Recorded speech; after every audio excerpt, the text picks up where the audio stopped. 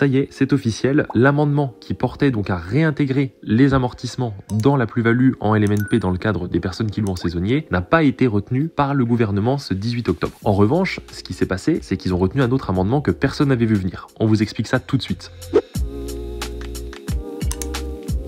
Pour vous donner un petit peu de contexte, le gouvernement cette année pour le projet de loi de finances 2024 avait reçu plus de 3000 amendements, c'est-à-dire 3000 propositions de loi qui émanaient de députés ou autres pour justement ce fameux projet de loi. Et donc le gouvernement n'ayant pas le temps de traiter et étudier tous les amendements avant la fin de l'année, puisque le projet de loi de finances doit être validé avant le 31/12, a décidé d'utiliser encore une fois l'article 49.3 pour faire passer les textes qui les arrangent sans que ça passe par l'Assemblée nationale ni le Sénat. Donc ça a été vivement critiqué par l'opposition et puis par un bon nombre de personnes qui considèrent qu'il y a un abus du 49.3. Vous pouvez d'ailleurs nous donner vos avis dans les commentaires parce que je suis curieux de lire ce que vous en pensez. Quoi qu'il en soit, les amendements dont on avait parlé il y a quelques jours sur la vidéo qui a beaucoup marché et qui a été très relayé ne sont pas retenus, notamment donc celui, comme je disais, sur les amortissements qui ne seront pas réintégrés dans la plus-value. Par contre, l'amendement que personne n'a vu venir, c'est le suivant. À partir de 2024, toutes les personnes qui sont donc en location saisonnière et qui louent en microbic pouvaient jusqu'à présent, en faisant classer leur logement, avoir un abattement de 71%.